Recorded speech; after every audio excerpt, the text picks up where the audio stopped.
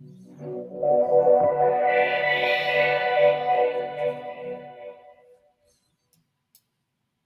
everybody. It's Holger Müller from Constellation Research here with my partner in crime, Martin Fischer, talking about all things SAP, as we do like every quarter or so, Martin?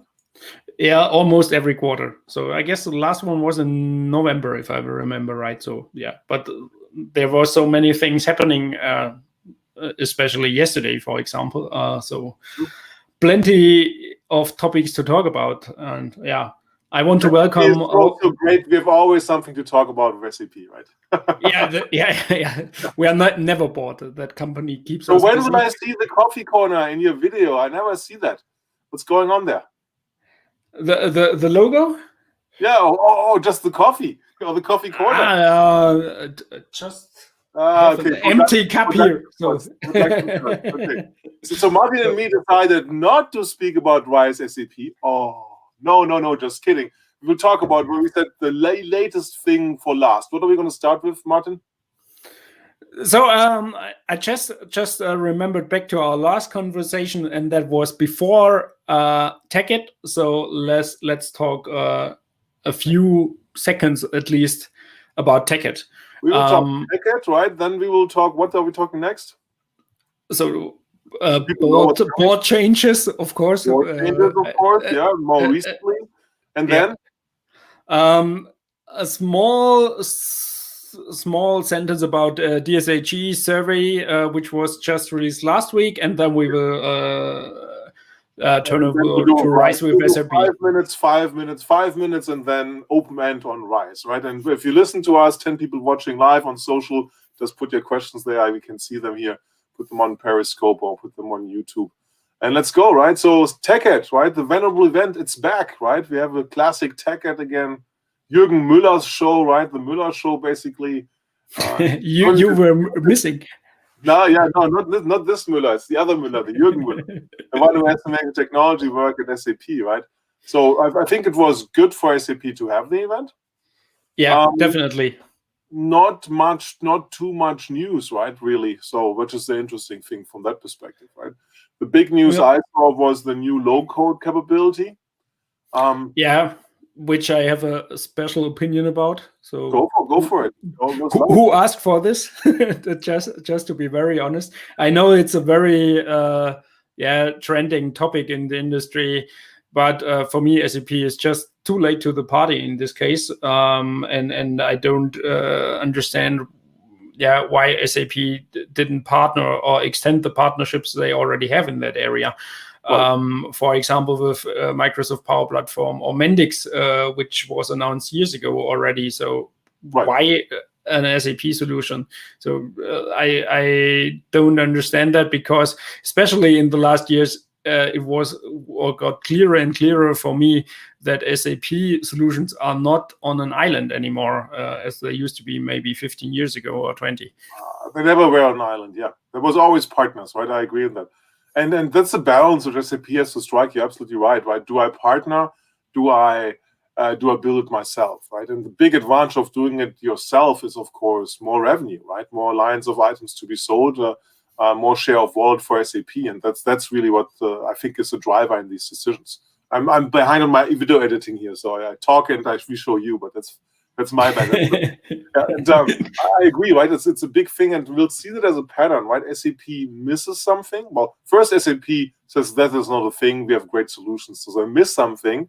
Then they partner for it, and then they build it either themselves or they buy something, right? And that's the pattern we'll see also later today in the show when we come to the right. Let's call it the not invented here pattern. The other big thing is, of course, SAP loses the cloud, right? In the sense that SAP Cloud Platform is gone, which means that it's just a rebranding thing into the business. Man, I always want to say transaction platform or the business technology platform, right? What is it? Yeah, technology platform. That was already kind of confusing during TechEd. Since yesterday, it became clear that it's the new brand for all platform. It's not only the SAP Cloud Platform.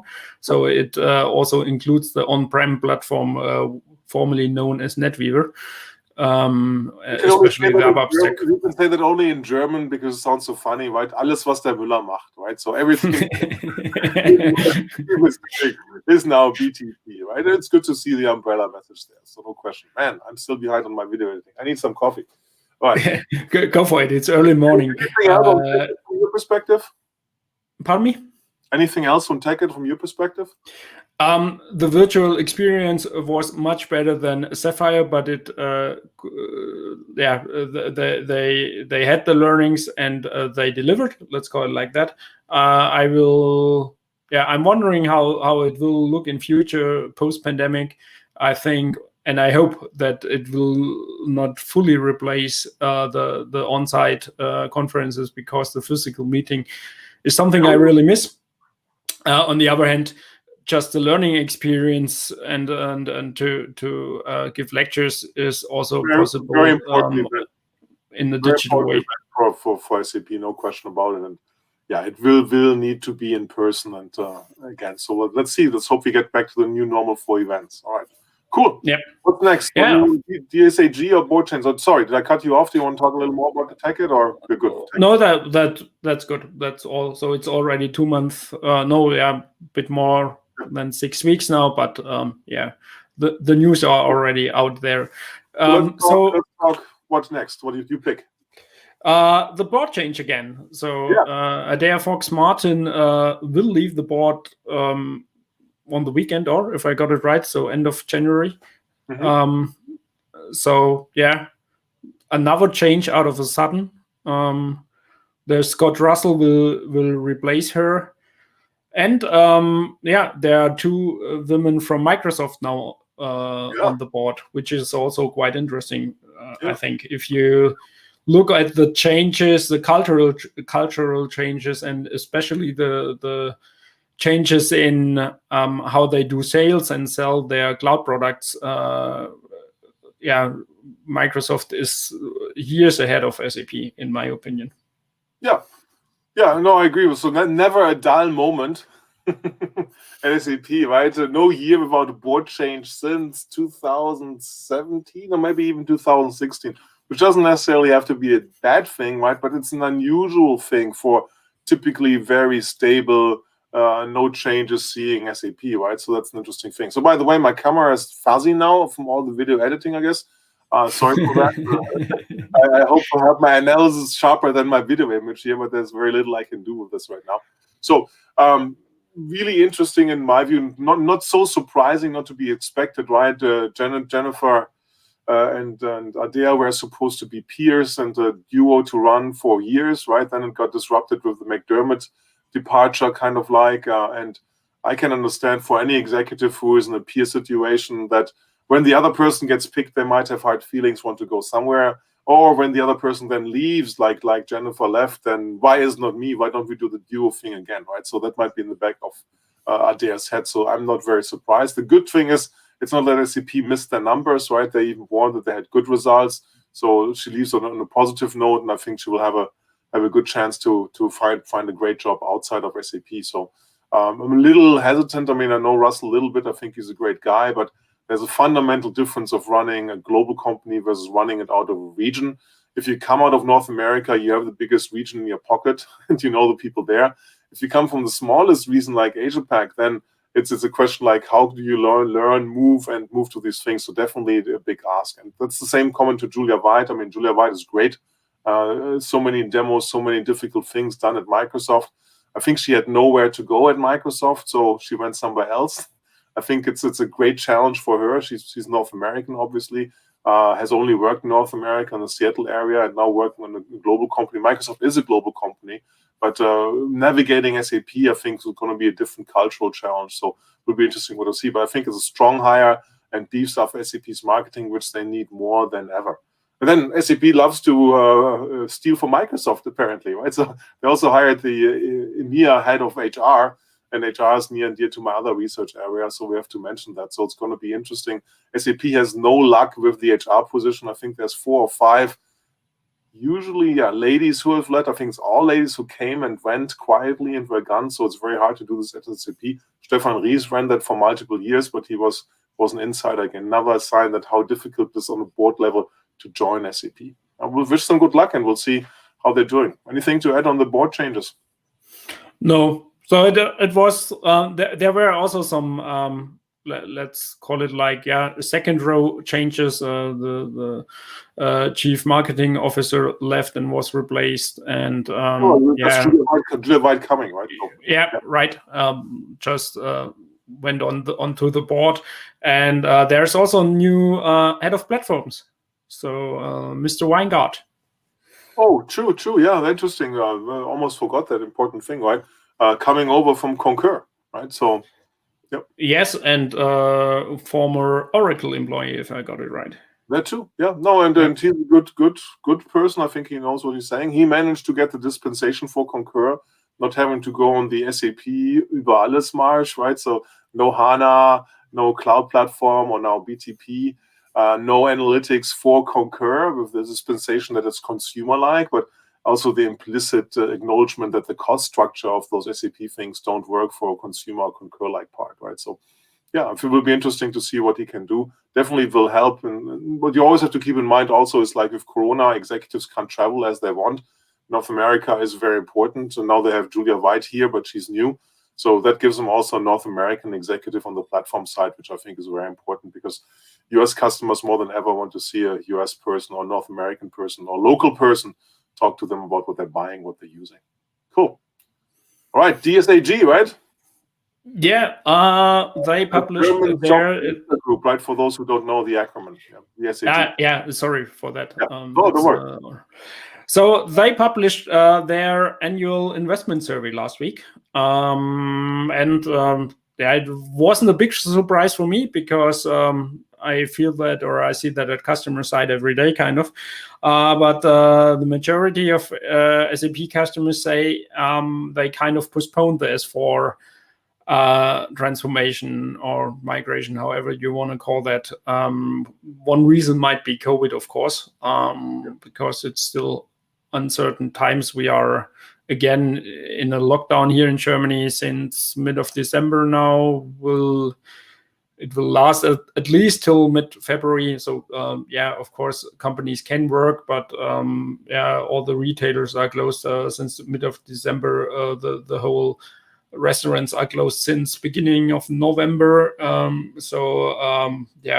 There is some optimism that we will come over it, but nobody wants to start a multi-million, multi-year ERP transformation project right now. So I think so, at least.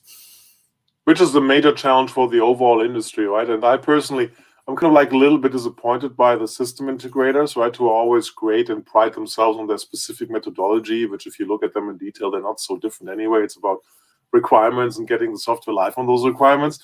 But and they have funny marketing names for their methodologies always. Tons of marketing names for the methodology, absolutely right. But the interesting question is, like, why have they not anybody come up with the new normal, at least temporary COVID pandemic way of implementing things, as people being remote, and with the twist of that, of course, the existing one or something? I'm really disappointed from that perspective, because as it looks, and I'm afraid, I think we'll have to deal with this if the mutations keep going for a long, long time, and the system integrators are not prepping their business for that new normal, right? So, which is interesting.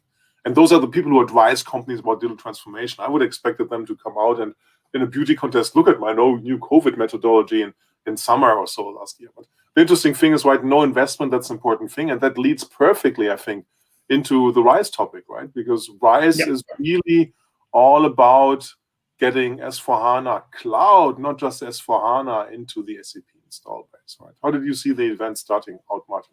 Start with you. I was a bit surprised about the announcement. When I saw it the first time, I was just, okay, what's that now? So yeah. Then there came up some rumors. So the Microsoft SAP press release last week, some rumors about the acquisition of Signavio beginning this week in the press. So it got a bit clearer. But I think it's the focus on S4HANA Cloud is really needed, because in Germany at least, I almost see no adoption at customer side, and for me, it plays a very small role in the whole portfolio. Right. Yeah. No. So maybe as an innovation driver for the on-prem version, that might be the case from an engineering perspective at SAP, right. But not at customers. Yeah. No. Very good point. Right. And I think SAP is long-term right anyway, because enterprise automation needs to happen in the cloud. I think even in Europe, even in Germany, in Switzerland, whatever, the stock hard on-premise customers, they know that deep down heart in their hearts and minds, right? The question is only when, right? And definitely. It certainly helps when a vendor like SAP makes it more attractive to move, right? Because that's really the crux. If S4HANA in the cloud had all those value propositions, drivers, which would make it a no-brainer to go to, right? Then SAP S4HANA would be flying off the shelves. Right. The problem for SAP is that, of course, you can't build an attractive new ERP system in the short amount of time they've had. Right, but well, it's a short amount. Right, it's going to get to 7 years this year since the announcement of S4HANA. But we know, right, as a benchmark in the industry, it took Oracle 10+ years to rebuild the same thing from scratch. Now, you can say SAP is a little more productive, and they've been using some of the code which was really running.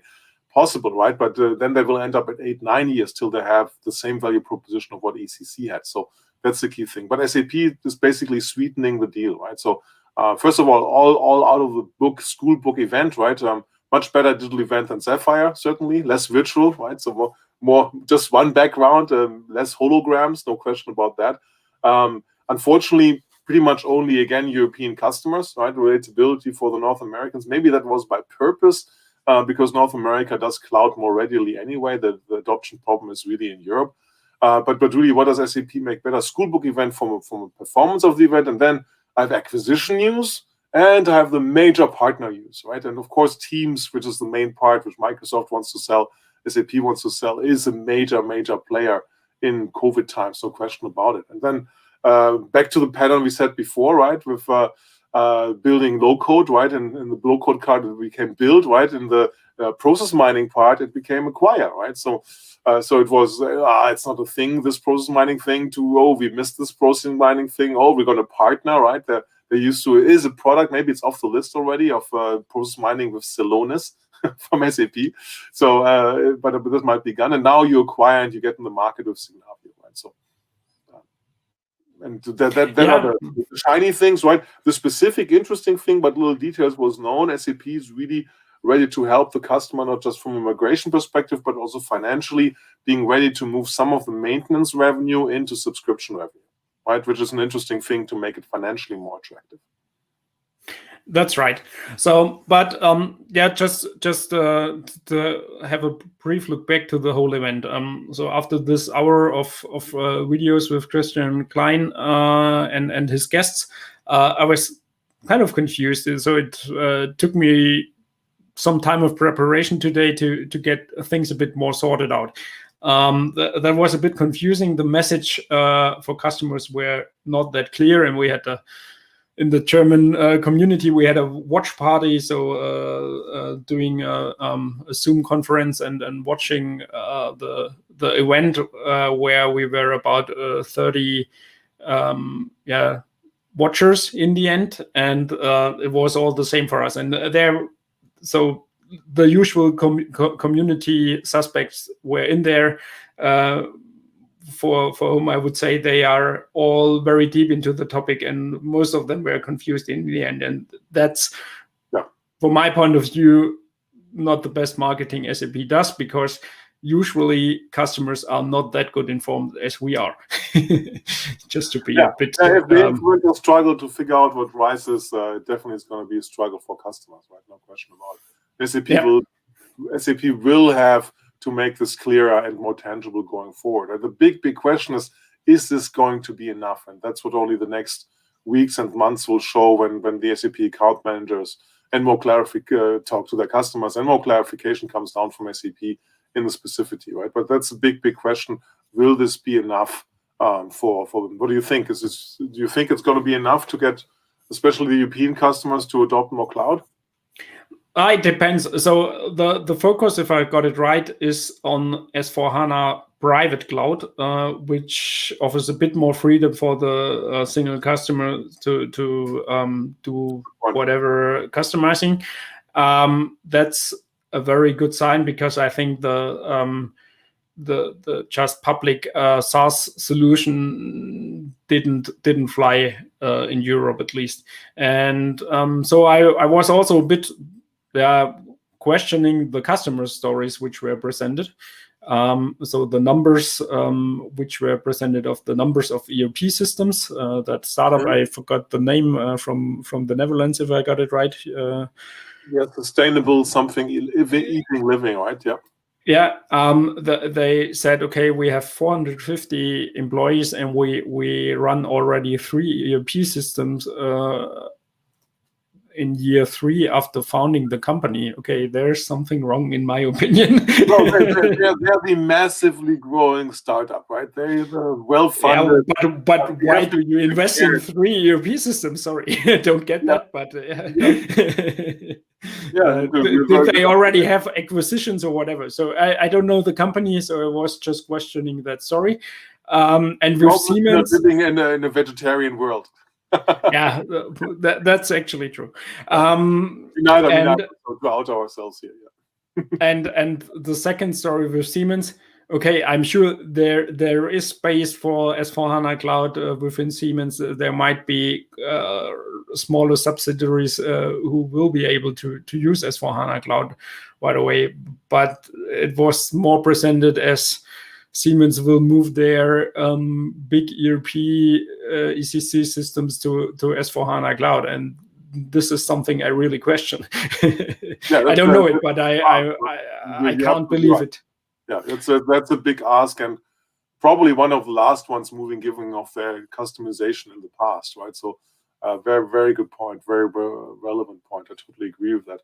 I mean, the interesting thing to see is now, will it get customers enticed to move, right, and to look at this in more detail? You're very right? It's a private cloud offering, and the key thing is that the message that you have to have this elasticity in your business pros to ramp up and down. I think Christian could have made much clearer that it's all about continuous business transformation, right? We heard the term business transformation as a service. That's something which is 100% right as a need for enterprises, right? You cannot live in this world anymore where you implement SAP and then you move away for 5 years till you do the next technical upgrade, right, or functional upgrade. You can't operate on the same capabilities, functionality as an enterprise for maybe even a year, right? So this continuously looking what's going on, process mining, fine, whatever, figuring out what's going on is very important. But the ability to be more agile and move faster and transform faster from your best practices, that's really what needs to happen. And in my belief, that can only really happen well in the public cloud because your footprint is so dramatically changing. If you're in the private cloud and something like COVID happens, you definitely have the same issue like sizing on premises. You're too big or too small, but rarely the right private cloud capacity that you need for that, right? And then comes back to your provider scaling things back and forward, but it really comes back to understanding it has to be public cloud, in my view. Yeah. Coming to the Microsoft announcement, okay, I'm a bit disappointed in the end, to be honest. So Embrace is kind of gone. The scope is much smaller.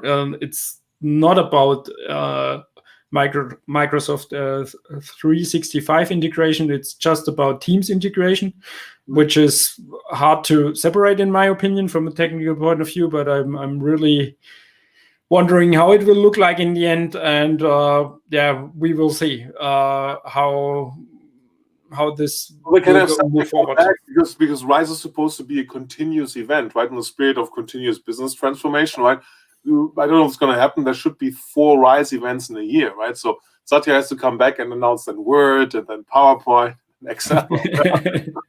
So they have room to grow, but I think they started with all these partnerships happen because something is near and dear to someone's heart, right? Teams obviously super near and dear to Microsoft's goals. Interesting that there's no Twitch on the Power Platform. I think they will even talk about Power sooner and the integration with the Power Platform, their local platform, with the but I mean, just 2 months, not even 2 months after announcing Room, they could not go public with an announcement that they collaborate on the Power Platform. Right. It's not only that Microsoft didn't push for more, it's that maybe SAP didn't let them do more, right? So totally possible. Yeah, very good point. Yeah, so the really suspenseful question is, I mean, I think they did a good job of writing a compelling vision. If you filtered through it, it kind of like was confusing because first of all, when SAP has something new to say, but they're repositioning all the existing stuff as being the solution, that's of course the challenging part, right? What I like to see, what I think is a huge differentiator that SAP has not talked about much in the past, is the business network, right? So Ariba has always been like all the 6 systems operating on the side, doing their own thing, and there's tremendous value in having that capability for SAP. So I think that's good news to bring these things closer together, and SAP bring things all together better integrated. This is the whole message that Christian Klein has, right? So that's certainly something which is going to be welcome. Sorry. That's definitely also a success story of the whole business technology platform, and that we talked about that a lot, about that unified technical foundation under all the SAP products. But for me, there is, and I mentioned that also a couple of times already here in the podcast and on Twitter and wherever somebody asked for it or not. I think SAP is a bit too SAP-centric with their platform right now. They are losing the developers crowd outside at the customer's side, really. So the hyperscaler PaaS platforms are there, and they are there to stay. And SAP has not really an offer which they can place it. Just aside them. I mean, they acknowledged that already. Björn Görke did that when he said, okay, we go for Cloud Foundry with the hyperscaler approach. But one thing I don't get is why SAP does not offer platform as a service business services, which could be integrated in Azure services or AWS or Google Cloud Platform capabilities. I mean, SAP's value is that they really understand business. Why is there no general tech service which is localized, which you can just build in your Azure application?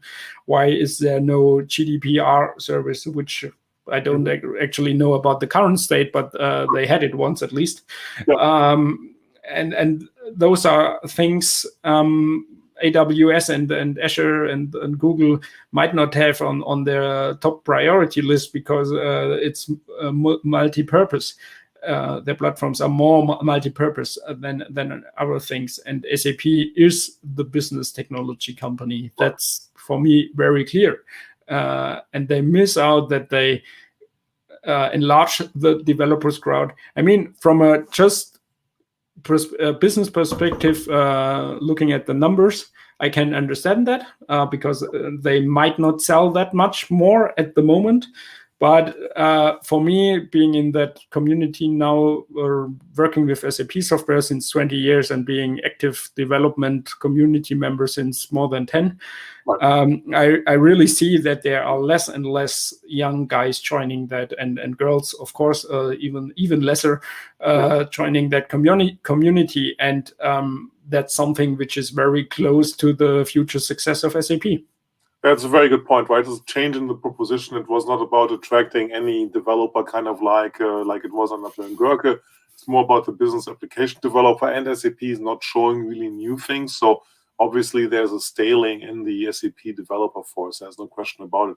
I think that's kind of like okay right now with leadership, because what they really want to do is get to the business users, because they need to enlist the business users of low-code platforms to make them own their own destiny, right? So they can do something themselves, because there's simply not enough developers in the world. And I think at the core, what you're saying is very valid, because even those low-code platforms will need an API strategy, right? An enriched API part. And you're absolutely right. It's a huge differentiator for SAP over the hyperscalers, as they call them. I hate the term, but fine. just for everybody to understand it here. And the API strategy is always on-off at SAP, right? Which is an unfortunate thing.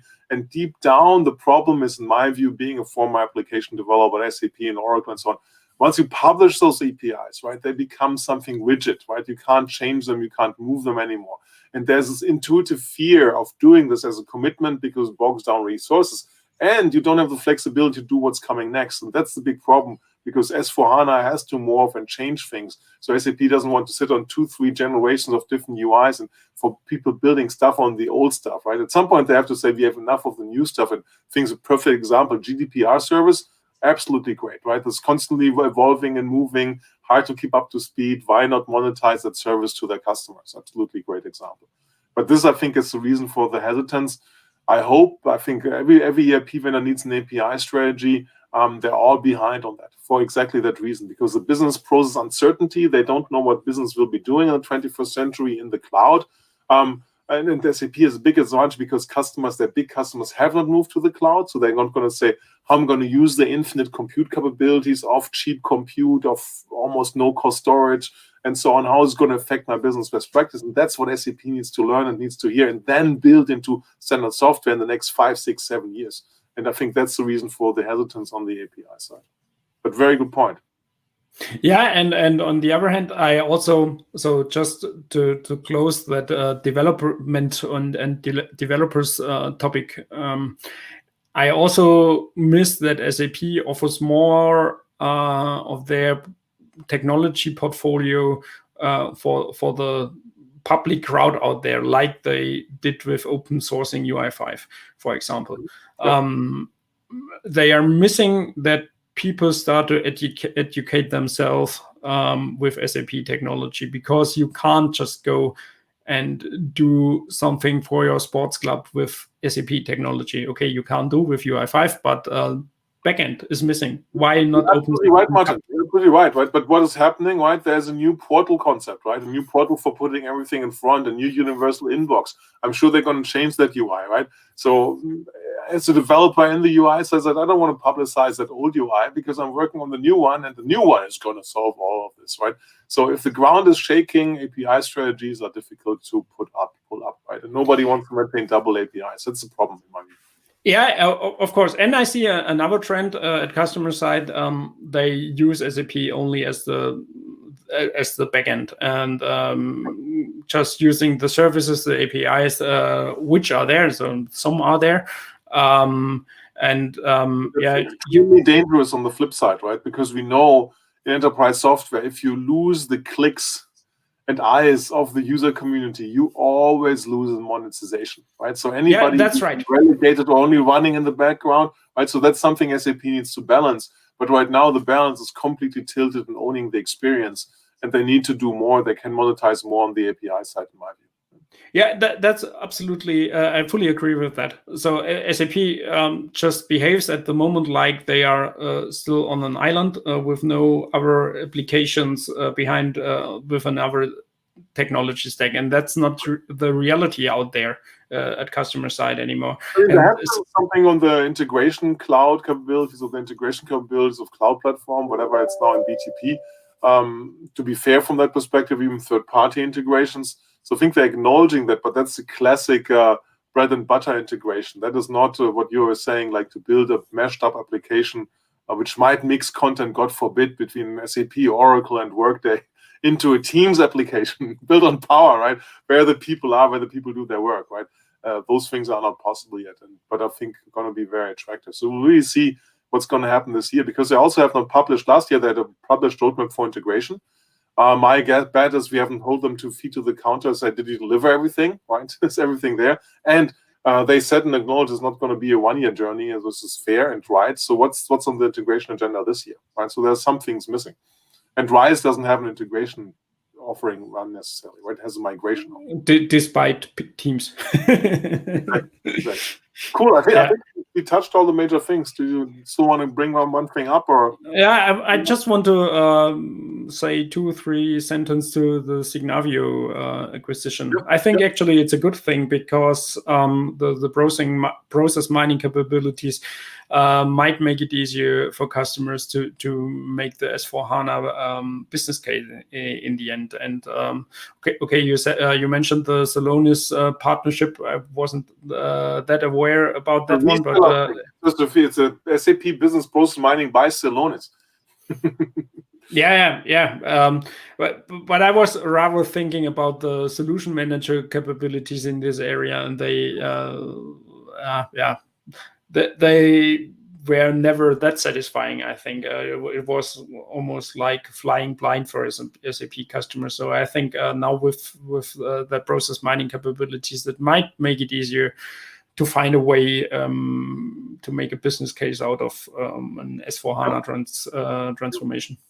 But to me, it's also kind of like a bankruptcy declaration for an ERP vendor when you buy that or when you haven't built that, right? So it's kind of like if you think of the ERP system being your body and you have to go to see a doctor who gets another apparatus on your brain or wherever and says, okay, now we tell you what's happening in your foot. I was always wondering why those whole market about getting things kind of re-engineered out of the data of your ERP system was fully left for the partners. It was an embarrassing situation since years. Something happens, SAP doesn't see it, ignores it, something else comes, they partner, they build, or they acquire, right? And this time it had to go fast, and some part, and they acquired Signavio. Where it's valid is that's the only way to look into third parties, right? So acknowledging that there's only SAP, which clients sometimes says, is a good and perfect point. The problem I have with it is in general, yes, it's important to know what's going on.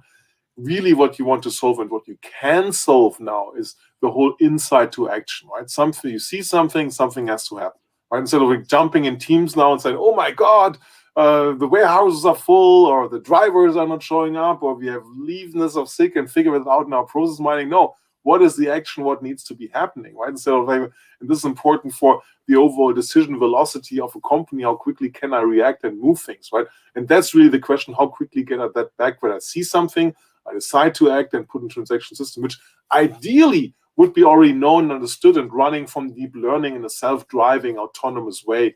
Which hopefully we'll see in this decade to come, right? So, yeah, but it will only happen in the public cloud, not even on your private cloud part. That you have this company, ERP company, which based on past actions knows exactly what do I need to do with a shift if there's a flu or God forbid a pandemic outbreak and certain people don't show up, right? What are my automatisms to close doors, to back up stores, to reroute users, to reroute goods and so on, which is still a human thing, right? And it's so sad that today, still, enterprise software operates in the paradigm that the human has to show up for something to happen, right? Which is good, right? I don't want to replace the human in any way or fashion, right? But I want the human to focus on the more special things, on the more qualitative things instead of the routine things, right?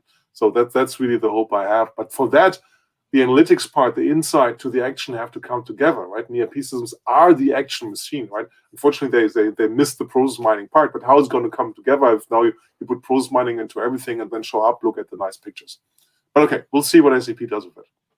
Yeah, and one thing Christian stated yesterday, and I fully agree with that one, is the digital transformation leads first and foremost the right people and the right mindset. And so it's a very big change management transformation in general. And that's what we see in general. The former Oracle president and Info CEO, not sure what he's up to, have to catch up with him, said famously, he can tell you right away how innovative a company will be when he sees the age of the CIO. The CIO is under 50 or under 45, something will happen. If they're older, they're just hoping to write things out. It's really to the detriment of their enterprise, right? Which is a big problem. Okay, cool. Yeah. I think we covered it all, Martin. Yeah. Always a pleasure. Yeah. Right? You'll see this, of course. It's streaming right now live on Periscope and YouTube, right? We'll tweet about this again. It's also going to be a podcast on where? Coffee Corner? Coffee Corner Radio. You find it on all the common podcast directories. Yeah. And yeah, you can follow us on Twitter as well. Perfect. Right. Well, always a pleasure. Martin? Yeah, for me too. Thanks for having me again. How's the training season doing? I'm doing lots of swim training. I've swum more than ever in the last 3 months. Okay. At the slow sinking half Ironman distance, which is the back in my head goal. And there's no excuse here in Southern California not to go swimming, right? Pretty much all year the pools are open and the pools are empty because nobody goes in there. So yeah. I still go running as a morning routine, skipping it a bit these days because we have some snow here in Germany, and I live in Stuttgart, but I'm originally from the Schwäbische Alb, where we've got 50 centimeters of snow. So I did a lot of cross country skiing the last weeks and weekends. So today it's got a bit too warm, so it was raining, so I did my last session yesterday evening at night just to enjoy it before the rain comes. Before the snow goes, right? Use it. Yeah, excellent. Yeah, not much here, right? We have the mountains where you can go skiing, but cross country is definitely not a thing in Southern California. Cool. Yeah, I can imagine. All right. I hope for warmer temperatures, so you have to work out harder too. Not just me, and we'll keep you up to date on our personal sports histories as well to give it a little color here. Cool. Yeah. Excellent. Good to see you, Martin. Stay healthy. You too. Bye-bye. Bye-bye.